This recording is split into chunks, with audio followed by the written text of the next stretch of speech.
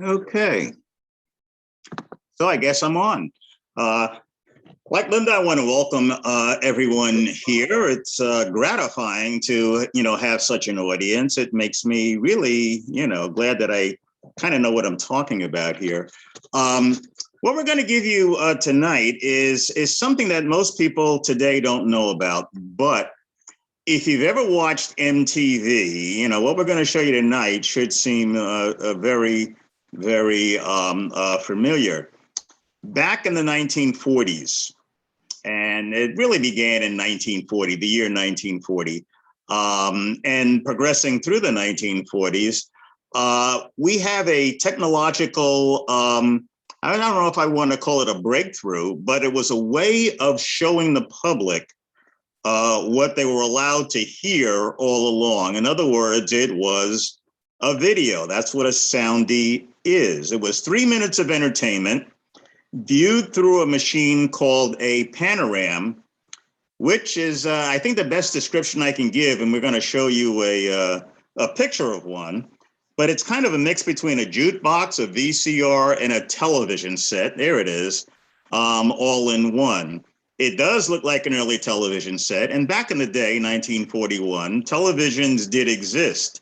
They did not exist in abundance. There was no such thing as network programming.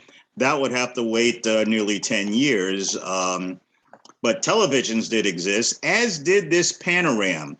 Now, a Panoram is one of several devices, although the Panoram is the device that was most popular, was, as jukeboxes were, placed in places of business like hotels, bars, nightclubs, wherever people would congregate.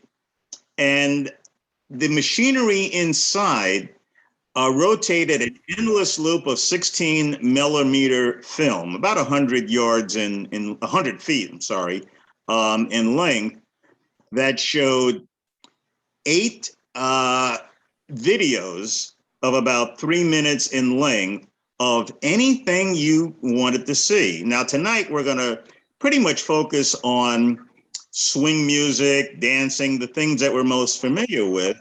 But panorams showing Soundies pretty much showed anything, any kind of music, from jazz to country music to gospel to classical or whatever. It even showed acts like comedy acts, juggling acts, pretty much what you would see on a vaudeville stage. Although the musical Soundies were the most popular. So we're talking about 3 minutes of entertainment viewed through a machine that looks like the one that you're looking at. It would cost you 10 cents. So it kind of like a jukebox where you'd plug a nickel in and you get to pick whatever song you wanted to hear that was on the jukebox. On the Panoram, you'd have to, put in 10 cents, and you did not have a choice as to what you would see. The Panoram at any one time, as I mentioned, held a 100-foot loop of 16 millimeter film that you could view through a series of mirrors and, back projection to see a 3 minute video. That 100-foot loop of film held 8 videos. And as I said, you didn't have a choice as to what you were going to see. So the subject matter actually mattered. So if you were looking at a Panoram that for which the subject matter was swing music, you could see almost anything, but it would be swing music. It would be a band or, a singer or whatever, as opposed to, let's say, if you wanted to see jokes or juggling or any other type of music, you would had that as well, but you would know that in advance. Although, as I said, you would not know which one you were looking at or which one you would pick. It was at random. Whatever was queued up on the endless loop is what you saw. So the machines themselves cost anywhere at the time from $600 to $1,000, and that's in 1940 dollars. So I guess you can triple that today. And as I said, just like a jukebox, You would have it in your establishment, and people would, come in. And as you can see from the size of the screen, any number of people could look at it, for 10 cents. And it says a new slot machine shows sound films. So this was immensely popular right away. And it gave people an opportunity to actually see, the entertainers that they were listening to over the years. So unless you were lucky enough to go to a concert where you could actually see Duke Ellington or Cab Calloway or whomever, here's a way that you could, for the price of a dime, see a 3-minute action shot of them doing, one of their numerical musical selections. So it was incredibly popular. For the first 3 years or so, from about 1940 to just beginning 1943, there were about 10,000 of these machines around the country. And believe it or not, they made millions of dollars in dimes. So they were, like I said, immensely popular because people wanted to see the people that whose records they were buying, and so on and so forth. It was the precursor to television. So for a dime, you could entertain yourself.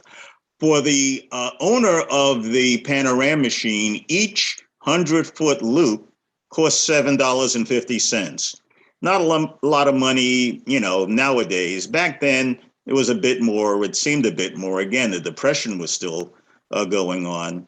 But for any particular loop, all you needed was 75 people to put in a dime, and you broke even. And hopefully, a lot more than that, would invest in a 3-minute soundie. So if you owned a Panoram in your bar, restaurant, nightclub, wherever, you made, a fair amount of money because these things, as I said, were immensely popular. And as I mentioned, it gave people a chance to actually see the entertainers that they had previously patronized, bought records, and so on and so forth, for years. Soundies gave a lot of entertainers their initial start. And I should mention how some of these, 3-minute videos were produced.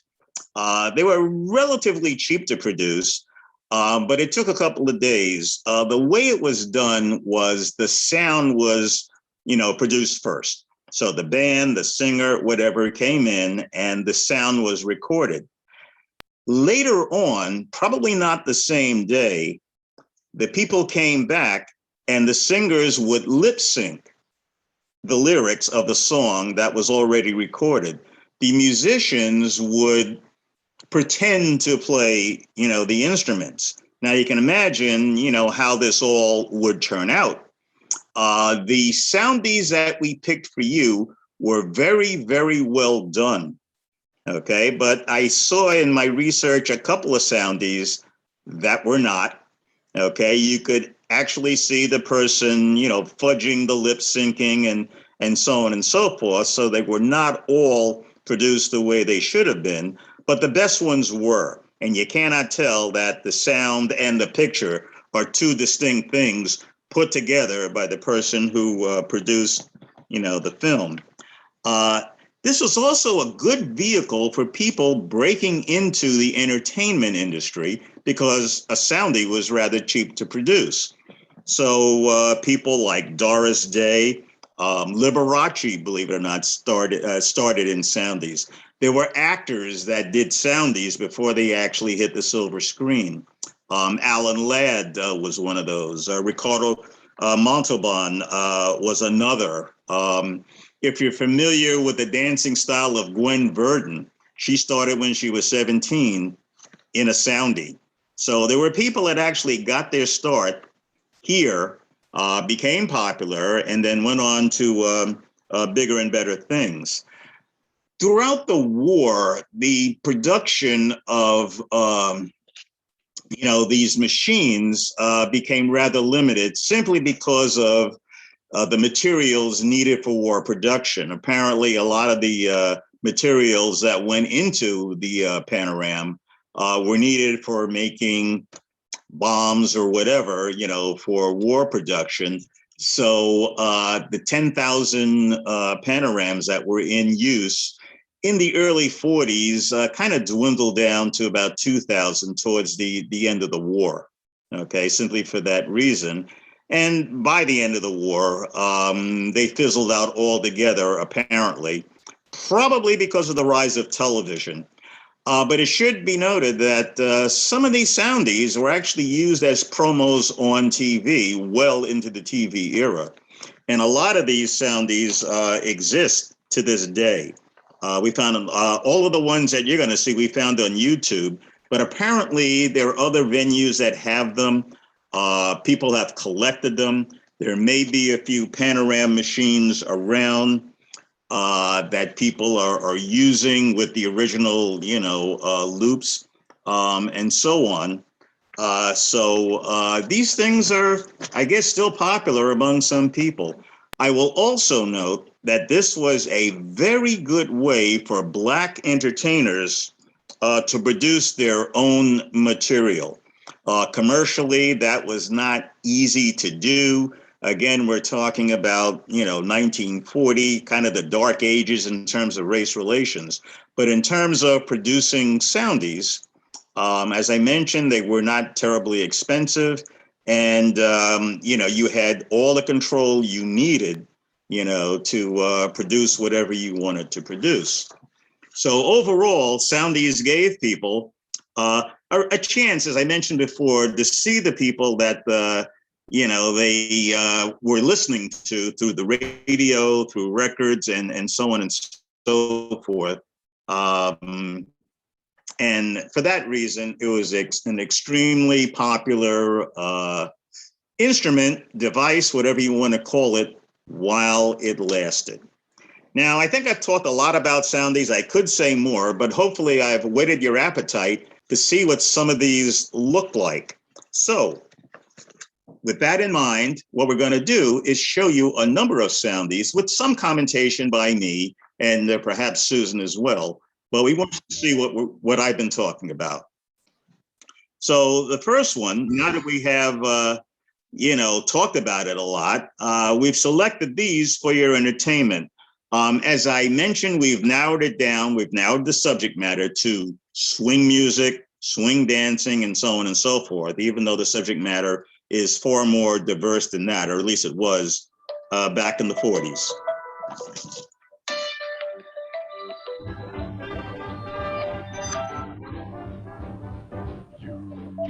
You must take the 8 train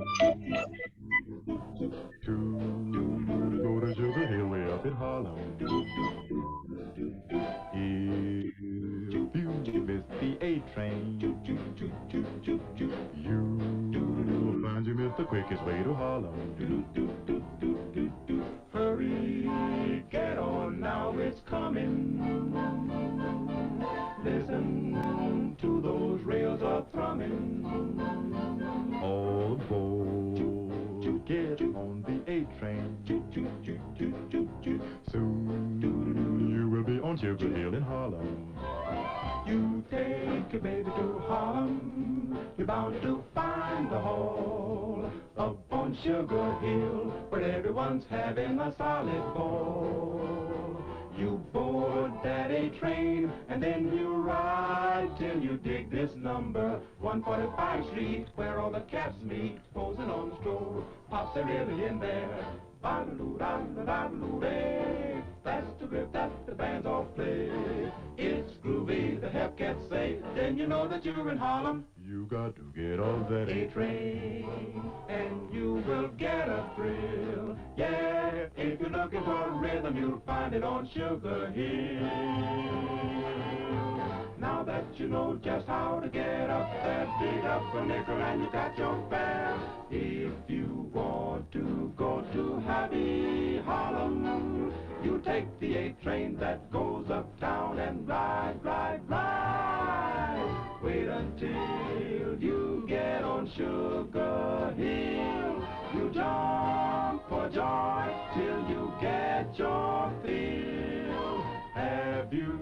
got your nickel in your hand, then hurry, don't you miss that train, oh man. Yes, you must take the A train, bad A train. You make it on time. Go to Sugar Hill way up in Harlem. Better hurry, get aboard that train.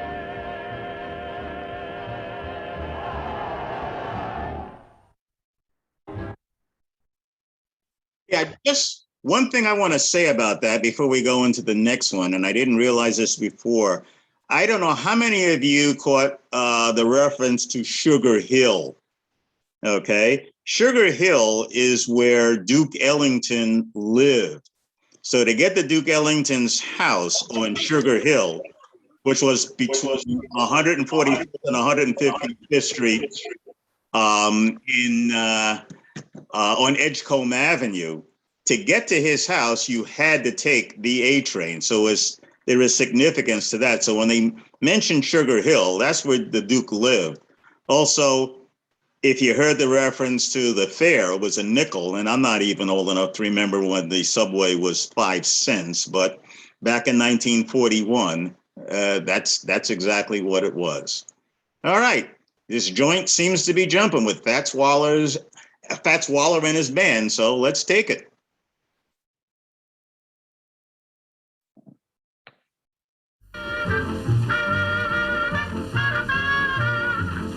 My, oh, yes, my, they have a new expression along the wrong way that tells you when a party is 10 times more than gay. To say that things are jumping leaves not a single doubt. Watch all these cats, watch everything when you hear somebody shout. This joint is jumping, really jumping. Come in, cats, check your hands. I think this joint is jumping. Piano's pumping, dancers are bumping. Every motor's on his toes. In fact, the joint is jumping. Check your weapons at the door. Just pay your quarter. Burn your love around the floor, grab anybody's daughter. The roof is rocking, the neighbors are knocking, but we're all bums in the wagon comes. Let it see, yes, bring it, Jack, bring me, Jack, come on, love it. Oh, yes, get that boy drink over there, he's all right. Fine lad, yes,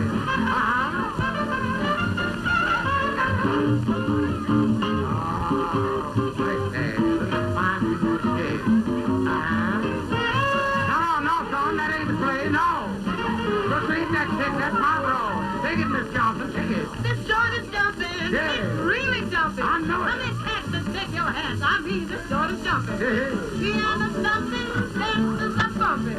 Every Moses on his toes. In fact, the joint is jumping. Tell 'em about it. Take your weapons at the door. Now be sure and pay your quarter. That's it, get Burn the your quarter. leather on the floor, boy. Grab anybody's daughter. Except my daughter. The neighbors are knocking. We're all bums when the wagon comes. I mean, this joint is jumping. Turn it loose.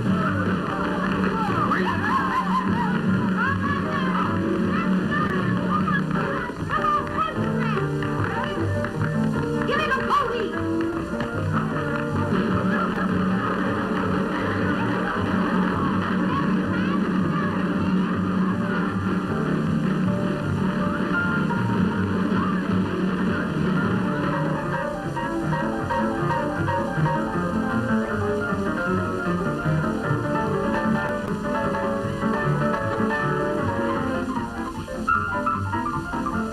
Get your big feet binging, there's plenty in the kitchen. What is that? They just walked in. Just look at the way it's switching. Oh, mercy. Don't mind now, cause I'm in power. I got bailiffs to go to jail. I mean, this joint is jumping. Yeah. Oh, don't ever get the right name. No, don't ever do that. I mean, this joint is jumping. Yeah. And as you can see, there is a bit of comedy along with the, the music and so on and so forth. By the way, I bet you couldn't tell that Fats Waller was lip syncing that song. And I don't know if you remember or not, but at no point did you really see his fingers, play the piano, because he wasn't. Like I said earlier, everything was mimicked, and put together with the, with the sound. Anyway, next up, Airmail Special. And I bet you'll recognize this guy. That's it, everybody. Now here's the boogie woogie, solid beat. Come on, you dancers, on your feet. The winners get the prize, as you all know, and we pick them by the speed and the class they show. Let's go!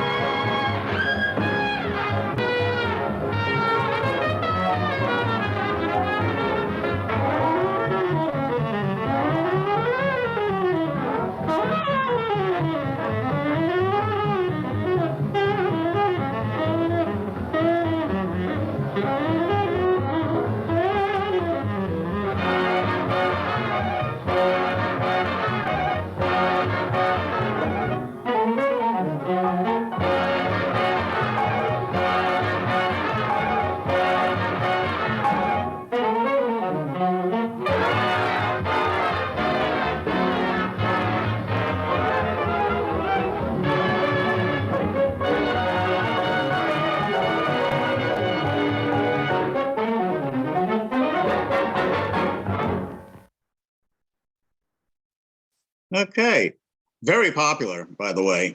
Count Basie and that particular song. By the way, that big guy in there, he didn't do any singing, but that was Jimmy Rushing, one of Count Basie's primary, vocalist in that particular soundie.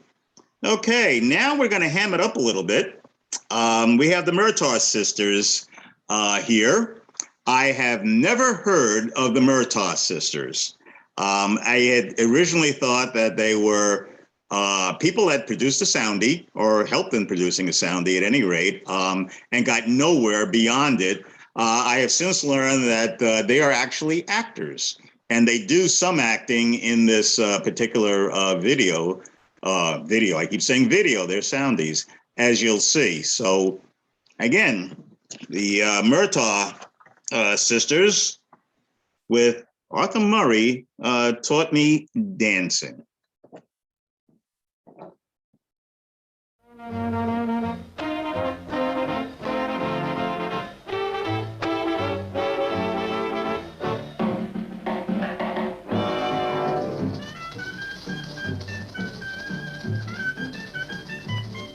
Arthur Murray taught us dancing in a hurry. We had a week to spare. He showed us the groundwork, the waltz around work, and told us to take it from there. Arthur Murray then advised us not to worry. It'll come out all right.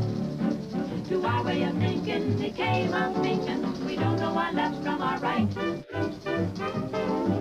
The people around us can all sing, a one and a two and a three. But any resemblance to waltzing is just coincidental with me. Cause Arthur Murray taught us dancing in a hurry.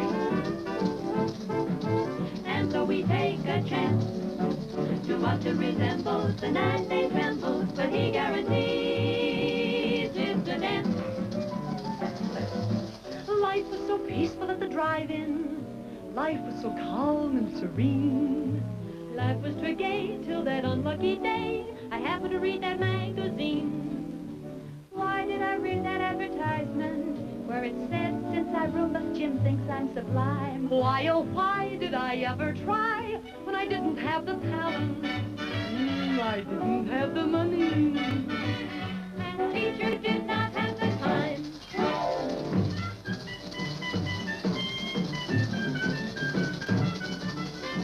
Martha Marie taught us dancing in a hurry.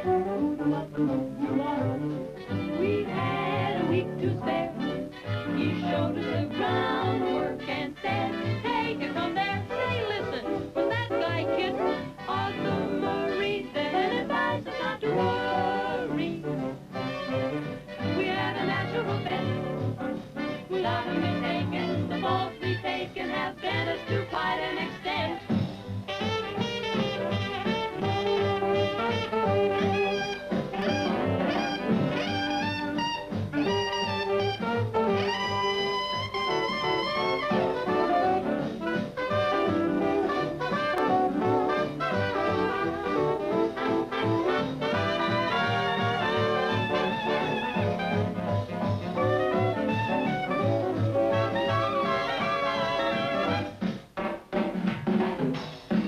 Resembles the 9-day trembles. He guarantees it's a dance.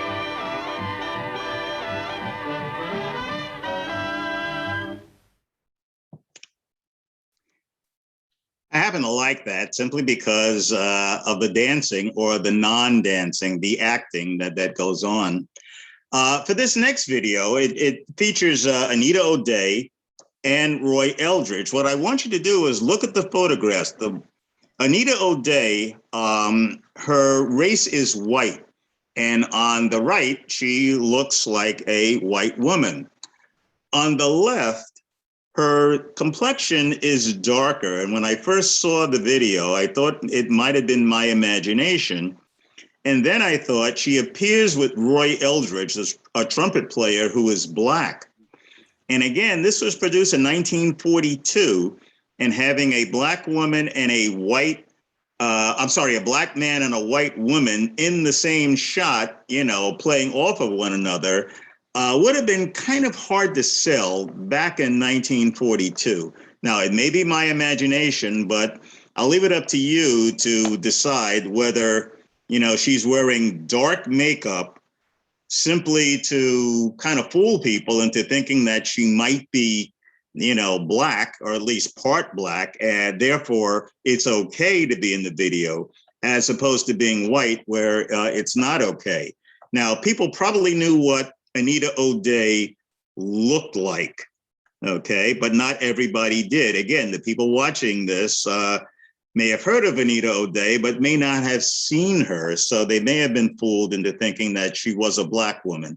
Again, all of that is conjecture on my part. I'll leave it up to you to form your own opinion. Let's take a look at the video.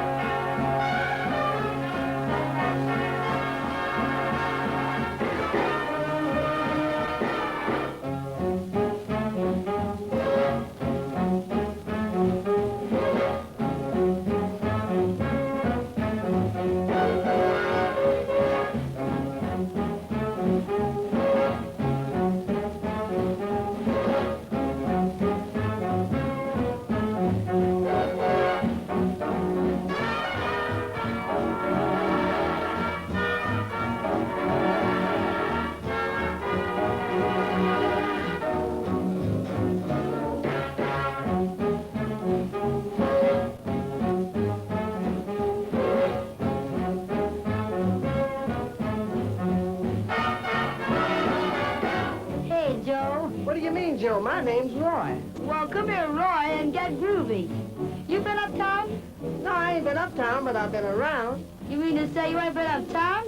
No, I haven't been uptown. What's uptown? Pleasure you're about, and When you feel like stepping out, all you've got to shout is, let me off the town.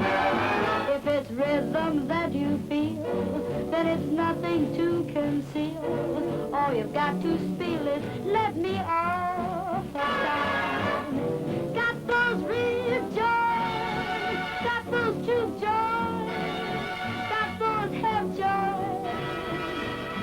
Where could a fella go to top it? If you want to pitch a ball and you can't afford a hall, all you've got to call is, let me off the town. Anytime, oh, anytime. Say, I feel something. What you feel, Roy? The heat? No, it ain't the heat. It must be that uptown rhythm. Because I feel like blowing. Well, blow, Roy, blow!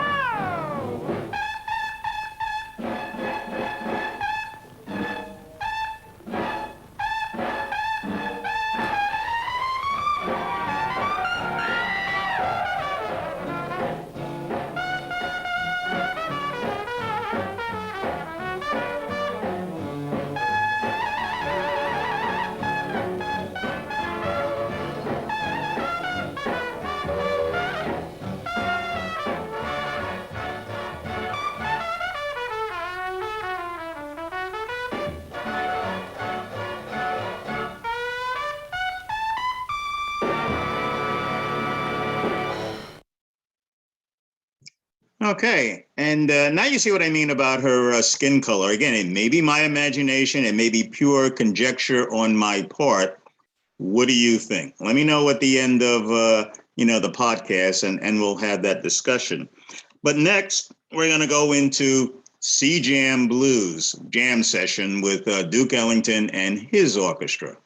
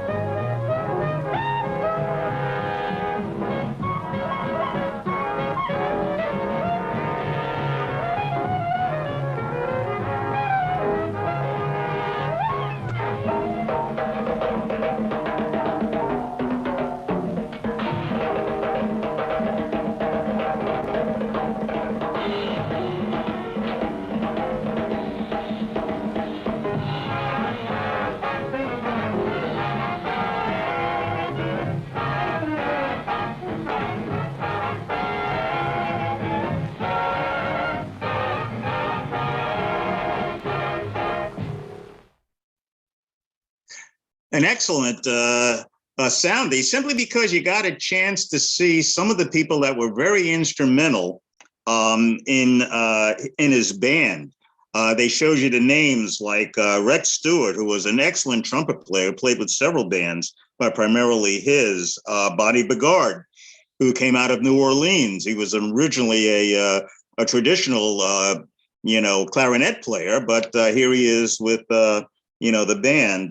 Joe Nanton, Ben Webster, saxophonist, very accomplished and very famous in name only. This was a chance where people actually got to see what some of these people looked like that they'd heard on records and in the radio for years. This guy needs no introduction whatsoever. It's been said that every jazz musician, owes his job to this man here, Louis Armstrong.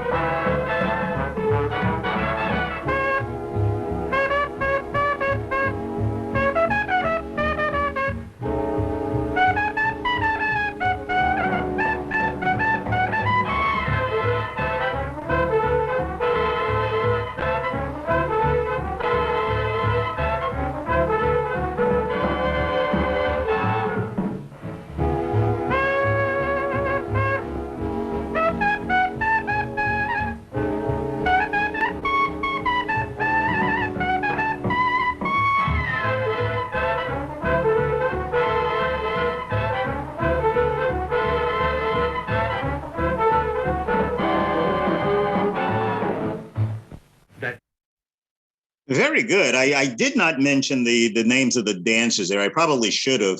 I think they were listed on the cover sheet for that particular, Soundy. But I do want to mention this. Louis Armstrong, as great as he was relatively late to get into the swing game. Louis, as you probably know, came out of New Orleans, as did a lot of musicians. But there were New Orleans musicians that never left, and kind of looked down on swing as kind of a corruption of the traditional music that they played in New Orleans. So Louis Armstrong kind of looked down on swing, and I suspect that, by the 1940s, he couldn't do that anymore. He had to get into it because swing was just too popular. So his own band, kind of swung over to the swing side of things. But again, you don't see too many Louis Armstrong swing tunes in the 1930s. By the late 40s, middle to late 40s, there was a trad, as they call it, short for traditional, a trad tradition of getting back to the roots of jazz that, they considered swing to be a divergence from. So I wanted to, just mention that about Louis Armstrong. Anyway, next, what you'll see here is a wartime motif. Keep in mind, World War II is raging. It's 1942. And swing shift swing, as you'll see in some of the, the shots here, really emphasize how everybody needed to pitch in, okay, to help win the war. In 1942, nobody knew exactly how the war was going to turn out or how long it would take to win the war if winning it was, going to be done. So here's an effort to really instill, the everybody pitching in for the war effort, along with the entertaining aspect of this particular soundie. So let it rip. And before we let it rip, I want to mention here that Jean Veloz is the woman on the left. And if you caught our last podcast, Jean Veloz was the woman who reprised her performance 50 years after the original performance, okay, where she's changing partners and such like that. So if you remember that, Jean Veloz is on the left, and I had made the mistake of confusing the woman on the in the middle with another female dancer that I had liked. I think she was, I forget the names offhand. And, by the end of this soundie, I'll remember. I promise I'll remember. But her stance reminds me of, exactly the way the woman I had in mind danced. So in any case, Swing Shift Swing is on.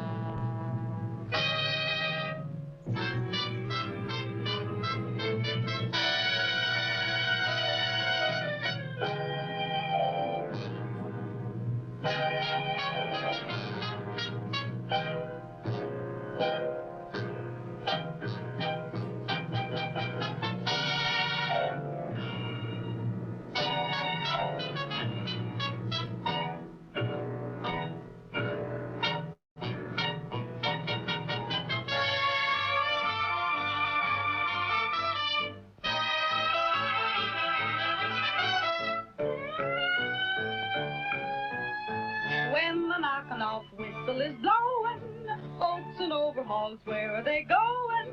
You can find them where the music is flowing, doing the swing shift swing. There's a swingy band and know how they give this. Soon you're holding hands and shake like a rivet. Then you'll understand you love it and live it, doing the swing shift swing. Romance will need no introduction. You dancing lovers in production, yeah. It's the thing to do and there's no harm in trying. It's the swing to do, there's no use denying. It's the rhythm that'll keep them all flying, doing the swing shift swing.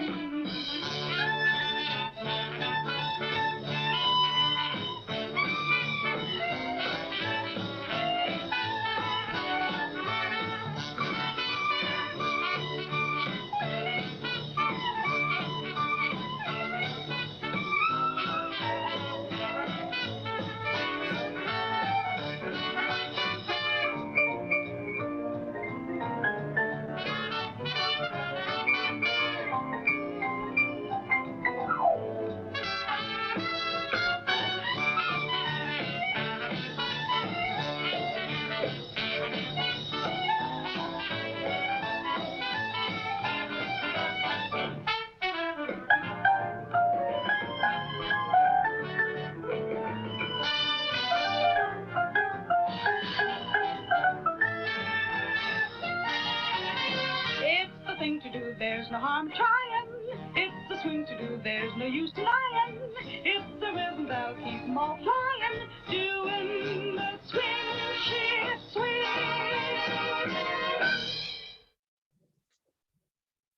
Okay, Jewel McGowan was the person I was thinking of. So that dark-haired woman that you saw was not Jewel McGowan, but had dancing features that were very similar, which is why I was reminded of Jewel when I saw her for the first time in that particular Soundie. Okay, the next one, what you're looking at, the person you're looking at, 17-year-old Nat King Cole performing with his brother's band in 1936. Now, most of you probably remember Nat King Cole from the 1950s, where he came up with any number of hits like Mona Lisa, Hazy Daisy, Crazy Days of Summertime. And always around Christmas time, you'll hear him singing Chestnuts Roasting on an Open Fire and so on and so forth. You might also remember him from the movie Cat Ballou in 1965, where he played a semi-comedic role as a musician with Stubby K. But long before that, he had a trio, the King Cole Trio, in the late 1930s and into the 1940s, where he didn't exactly play swing, but he did. He was a popular act, and what you're going to see is a Soundie that features him in his early years, 1944.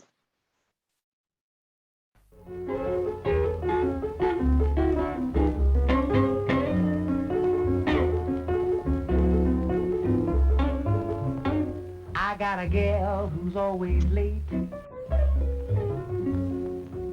Anytime we have a date, but I love her. Yes, I love her. I'm gonna walk right up to her gate, see if I can get it straight, 'cause I want her. I'm gonna ask her, Is you is or is you ain't my baby? The way you're acting lately makes me doubt. You's is still my baby, baby. Or has my flame in your heart done gone out? A man is a creature, it's always been strange. When you're sure of one, you find he's gone and made a change. So, is you is or is you ain't my baby? Or maybe baby's found somebody new. Or is my baby still my baby true?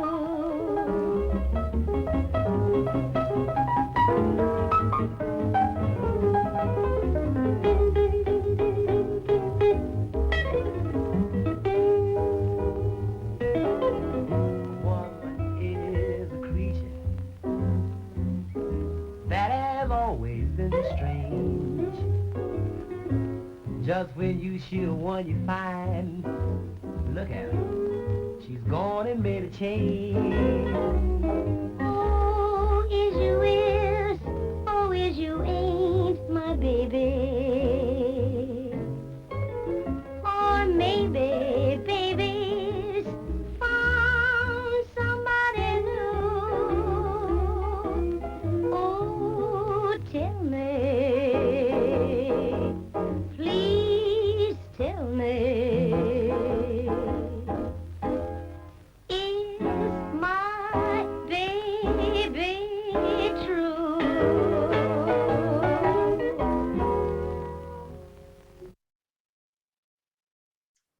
Okay, not bad at all. And the type of music that you heard is typically the type of music that the King Cole Trio played, kind of slow, mellow, music that you could dance to. So it was very popular, although I wouldn't classify it as swing.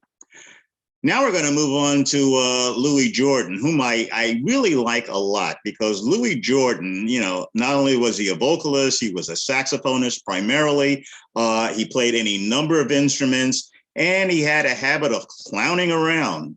Okay, if you saw him on film, and again, the Soundies, you know, really personified what he could do in terms of entertaining. You know, just moving around.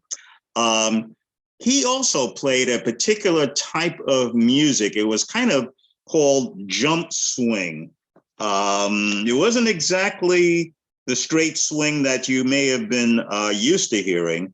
It was rhythm and blues, jump swing. Some people called it urban swing, and it lasted into the 1950s. In fact, there were a lot of early rockers that patterned what they wanted to do and what they eventually did from what Louis Jordan had been doing, you know, for years. And they gave him credit for it, to the point where, you know, he was actually voted into the Rock and Roll Hall of Fame for his early influence on early rock. So this is one of his, you know, most popular selections, Caledonia. I'm sure you've heard it, and now you're about to see it.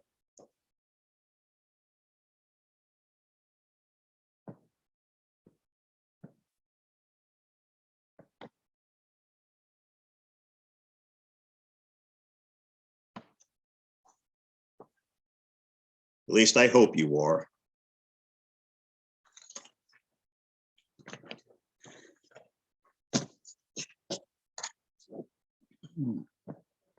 Please stand by. We seem to be having technical difficulties, which we will, you know, rectify real soon, hopefully.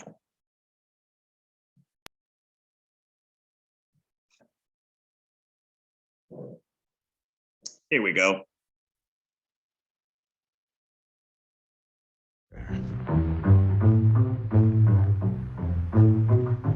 Hey boy, hey, what you doing, man? Hey, what you gonna do? That ain't the piece we supposed to play. Come on. Well, I guess I better get on in here with it.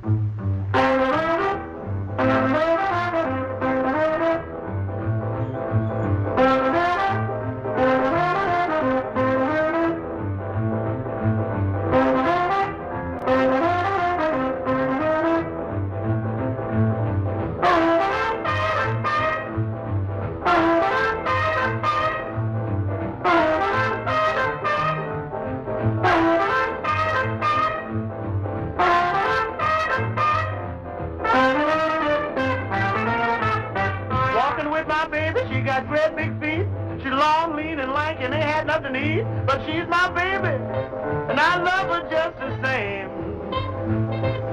Crazy about that woman, 'cause Caledonia is her name.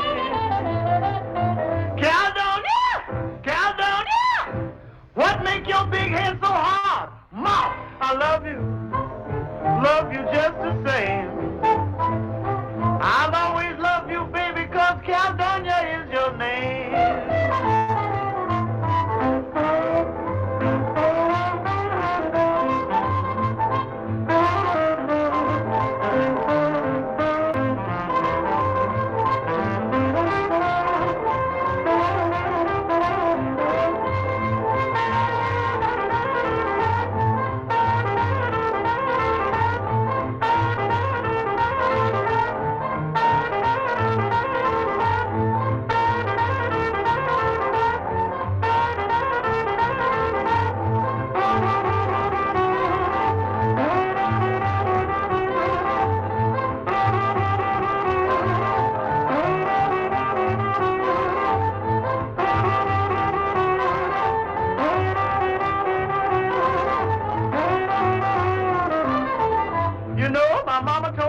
Caledonia alone. She said, son, Caledonia's bad for your morale, son. Keep away from her. But Mama didn't know I was in love with Caledonia. So I'm going down to Caledonia's house and ask her just one more time. Caledonia! Caledonia! What make your big head so hard?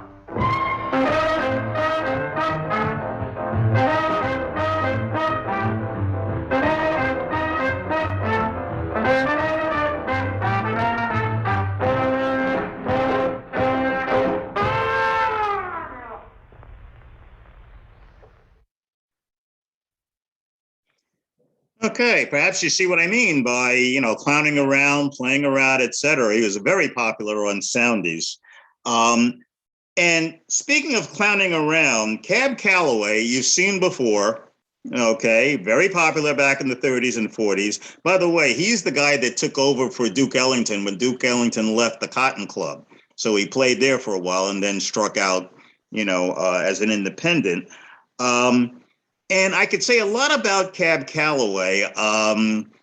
He's not exactly the type of band leader that would stand up in front of his band and, wave a baton. No, he was vocal, and he was very mobile. He danced around, pranced around, and was very entertaining just with his body movements. I should say that back in the day, there were some highbrow people that considered Calloway to be kind of vulgar simply because of his vocals and his movements, et cetera, et cetera.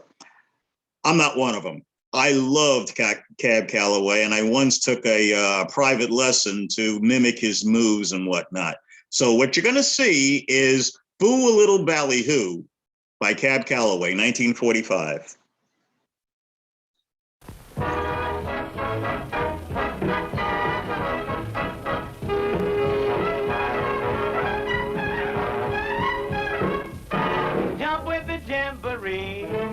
Come on, Jack, and jump with me. Jump with the jamboree. You get your kicks and get them all for free. A fool little ballyhoo, you. A fool little ballyhoo, me. A fool little ballyhoo, you. Take it away, take it away, take it ballyhoo. A fool little ripperoo, you. A fool little ripperoo, me. A fool little ripperoo, you. Take it away, take it away, take it ballyhoo. Eyebrows and swinging with low brows. Low brows and swinging with the high brows. A fool little ballyhoo, you. A fool little ballyhoo, me. A fool little ballyhoo, you. Take it away, take it away, take it to ballyhoo.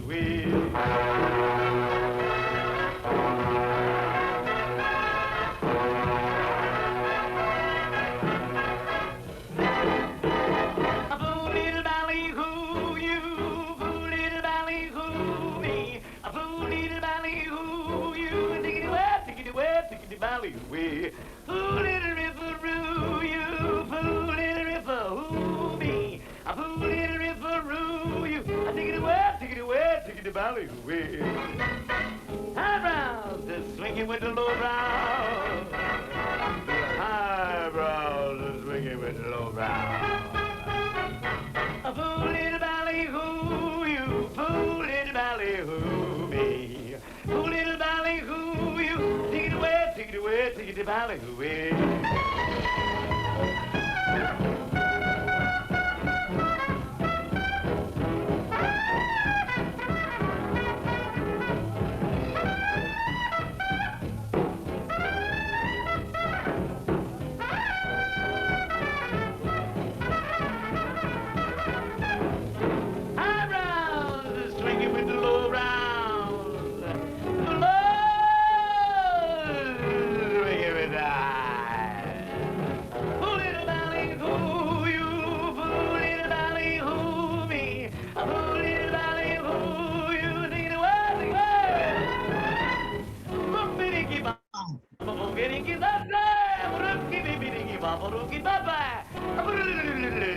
The ballyhoo way.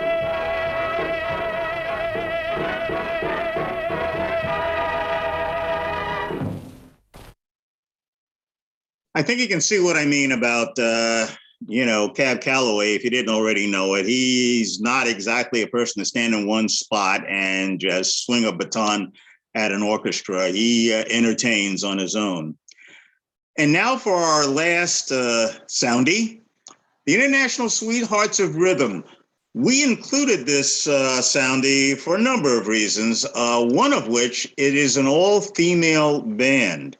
Now, all-female bands are rather unique, but not new. They are not the first. There were all-female bands in the 1920s. If you saw the movie Some Like It Hot, it's about an all-female band that Tony Curtis and whoever, I forget who his co-star is, hide in, masquerading as women. But what is also unique about this particular band is that they are integrated. And it might be the first all-female band that was integrated. I can't verify that, but I wouldn't doubt it at all. So what we're going to see is the International Sweethearts of Rhythm in How About That Jive? Featuring, of course, Tiny Davis.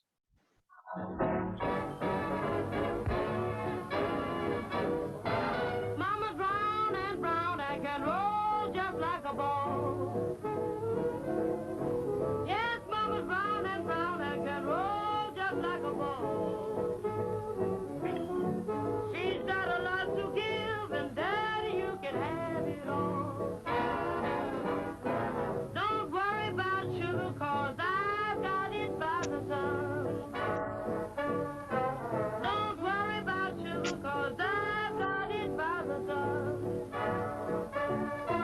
So buzz me, baby, here's where you get your fun. I'm just a 5 by 5 and I'm known all over town. I'm just a 5 by 5 and I'm known all over town. I ain't much when I stand, but oh, when I lay it down. Now when you pick your chicks, you pick them big and fat. You can bet your boots that it's tight like that. How about that jive? All right. How about that jive? All right. How about that jive? All right. Daddy, you can have it all. I'm big enough to burst, round enough to roll. And what I've got will satisfy your soul. I'm a queen size mama, king size appetite. You get the key to my door if you know how to turn it right.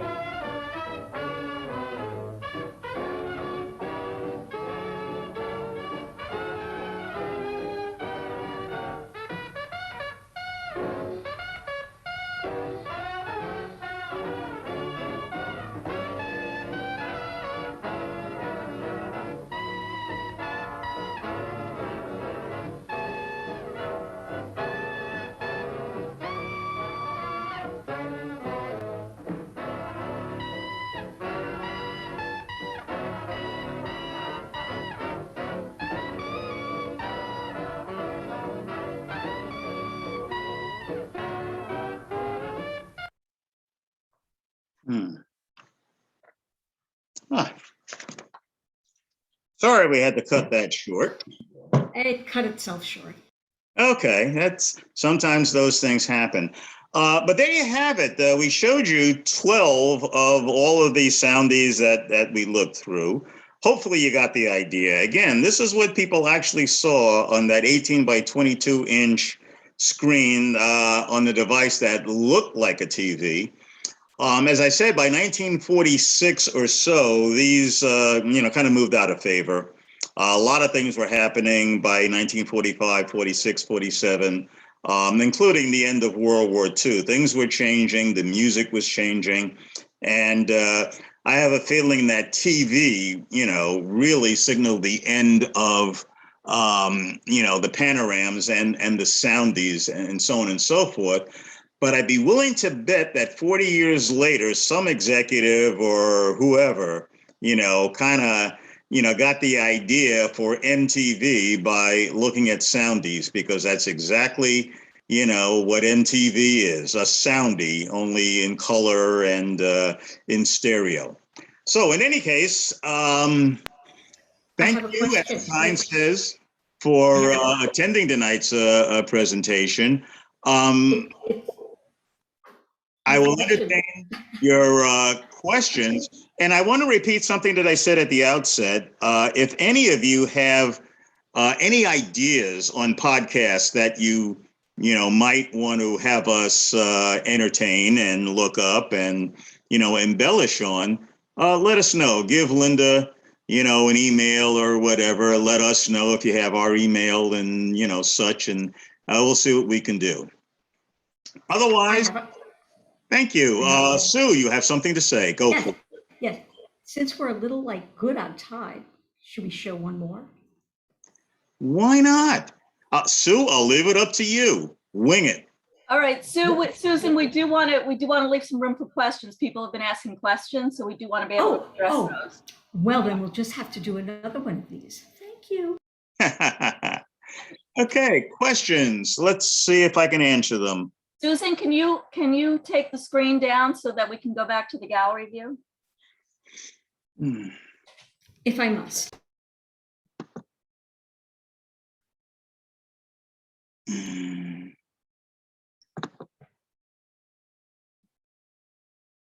All right. Yeah, here we are. So we should be now back at our gallery view. If you're not, here we go. Just change it on your screen if you're not seeing us at gallery view. And again, this is the part where you can come back with your video so we can see you. So I'll start with some questions that came in on the chat, Ron, and then anybody who has a question, please do, just feel free to unmute yourself and ask directly. So one of the first questions that we got, Ron, was in the Count Basie Soundie. There were a lot of the dancers were kind of fainting and falling on the floor. It appeared to me that it was a contest and they might have been dancing for quite some time. This was the time when, when there were dance marathons, people danced for hours. So I don't know, Ron, if you would know anything more. I don't. I share your opinion on that. I think it was a fast song. So, my impression was that there were people that were just so bugged out by the music, they were just putting everything into their dancing to the point where they just couldn't last any longer. I didn't think that it was a marathon, although it could have been. But I thought that, you had people out there just dancing their legs off to the point of exhaustion. The music was so good. I do have an answer. May I? Well, a part of the video was that, you could hear video. I keep calling it that too. The music was really fast and it was a dance contest, not a real one, but part of the joke of it was that Jimmy Rushing won because he was sitting on a stool the whole time. Okay, so everybody else was dancing and collapsing to the fast music. So it was, again, a perfect example of a soundie where you're getting the music, the musicians and everything, but they added a bit of business. Acting to it. Yes. In fact, in a lot of the soundies that we showed, it was more than music. There was always a bit of business here, there, wherever. Seeing as how with a video, you can do that. Yeah. So another question we had was, I don't remember exactly which of the soundies we were looking at the time, but everyone looks dressed so fashionable, but furs, curious how affluent they were, if at all. One thing to remember is that these were, you do kind of dress for your Sunday best if you're going to be on a video. But Ron, Susan, maybe you can embellish on that. Well, a lot of the videos that you saw featuring Black people, they were produced by Black people and they wanted to show themselves at their best. So they were, dressed in jackets and ties and, dresses and whatnot. Even the subway scene. Well, what do you look like when you're on the subway, going to work, coming home from work, or, whatever. In other videos that we've seen in other podcasts, you might have seen Black people dressed in overalls and farm wear and, that sort of thing. And they were produced not by Black people. So there was a concerted effort in the late 30s and 40s to show Black people as sharecroppers, down on their luck and this sort of thing, but happy to be there. Again, these videos, by and large, were produced by Black people, the ones that, contain Black people. So they're certainly not going to do that. They're going to show you a slice of life that was average for the average urban Black person. And that's exactly what you saw. And then another question we have, I think that you addressed this in the beginning with the different categories of soundies and the different, that you were going to be focusing on swing and dance. But the question was, were all the soundies with Black entertainers? Absolutely not. There was soundies that I watched where people are doing step dancing. And obviously there are not a lot of people doing that unless they're tap dancing. There were other soundies, you know, like I said, where people are using Yiddish accents and this sort of thing. A lot of people jumped on the soundies bandwagon. I mentioned it with, you know, 10,000 units across the country, and they made millions in the first, you know, 2 or 3 years of use. So, you know, they would not have focused on just Black people. We did, but the company that produced the, you know, the machines and the videos certainly did not. Again, just about every neighborhood had its Panoram machine with its own subject matter dealing with the ethnicity of that particular neighborhood. So, like I said at the beginning, yeah, the ones we're showing you deal with swing and whatnot. So obviously it's going to include a lot of Black people and so on and so forth. But, you know, Soundies included everybody, everything under the sun that you can imagine. Yeah. That's all the questions that came in through the chat. So I'll open it up to anybody else who has a question. Just unmute yourself, raise your hand. Yeah, go for it. Let me have it. I'd be more than happy to guess the answer. Let's see if we can stump Ron. Let's play stump Ron. Stump the chump. Hey, Go ahead. and if you can't stump Ron, I've got his back. There you go. There you go. There you go. Ron, this is David. I got a question for you. Go for it. Did these? I don't think they did this to the Amos and Andy show, which was a tragedy. But do these people get residuals? Probably not. Nope. Not, you know, to get a residual, you need a contract. And I doubt that a lot of these people were under contract. First of all, the big stars didn't need to be. I mean, Count Basie didn't need a residual from a soundie to, you know, to make his living. And at the other end of the scale, you know, if you were just starting out and saw soundies as a way of, you know, jumpstarting your, you know, career, you would be more likely to want to pay to have a soundie, you know, generated that could be circulated around the country. Not that they did, but I seriously doubt that you, you know, would have been paid residuals for a soundie. Like I said, for that, you need a contract, and that's a lot of business. And, you know, I don't think so. In terms of Amos and Andy, funny you should mention that. Early in the 1950s, I do remember the Amos and Andy show. Yeah, I used to watch it religiously. It was a great show. Yeah, I thought it was too. Racist as hell, but funny as hell as well. I don't know if they got residuals or not. They didn't. That was the track. That's what I was trying to say. Yeah. And what happened was, as they kept showing that show every single day, year after year, yeah, they couldn't get any parts because they were so typecast that very few studios wanted to use them. Yeah, from then on, a lot of those guys, the guy that played Andy was actually a movie producer, a movie director on the order of, you know, Mitchell. If you remember, if you were around, I showed a whole bunch of his Black movies from the 30s and 40s, even some in the 20s. And I forget the guy's name, but the guy that played Andy, you know, he was responsible for a lot of those movies. The guy that played the Kingfish was also a Black actor from the 30s and 40s. Yeah, Tim Moore Jr. Exactly, Tim Moore. And I remember some of the other principals in the Amos and Andy show who were in Black movies, you know, 10 years earlier than the Amos and Andy show. And I'm sure you know that the TV show was taken from the radio show. Yeah. Freeman Godson and Charles Carroll. And they were white. Andy, and they were white. They were not Black, they were white. So I guess it's a step up that the Black people actually got to play themselves, you know, in the 1950s. But it's a tragedy that, yeah, again, you're talking 1953, 54, 55 when that show was on.